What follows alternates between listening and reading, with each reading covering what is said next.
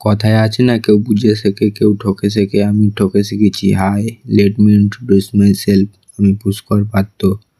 না, আমি কোনো হিরো না, তবে হিরোর থেকে কিছু কমও মনে করি না। বেসিক্যালি আমার সকাল হয় দুপুর 12টার পর।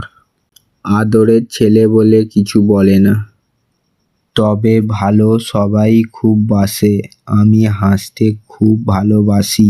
আমার মনে হয় life is too short and simple, তাই বেশি কিছু ভাবি না।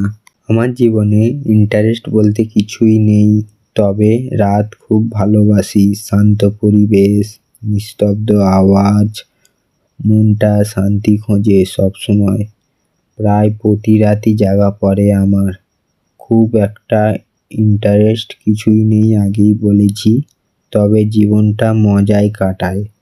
লাইফ ইজ পেনফুল, প্রবলেম সবার জীবনেই আছে, তবে আমার মা বলে সুখ নাকি ক্ষণিক সময়ের জন্যে, কিছুক্ষণ আসে থাকে, মজা দেয়, আবার দুঃখ নিয়ে আসে।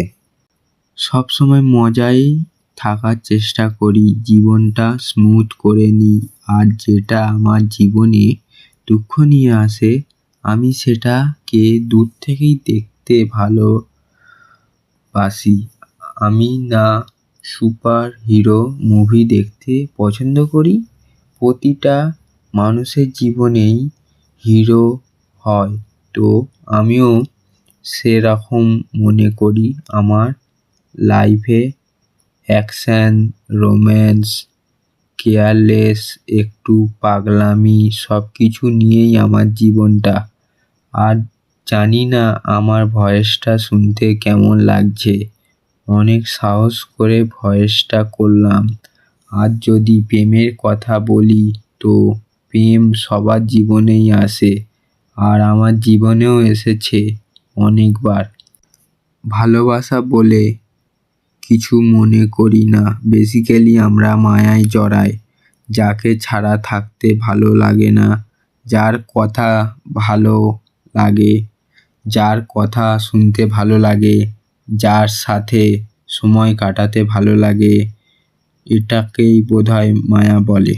যখন এরকম কোনো আমি মায়ায় জড়াবো, তো অবভিয়াসলি আপনাদের আমি জানাবো। হয়তো আমার কথাগুলো আপনার কবিতা লাগতে পারে, কিন্তু আমি এরকমই।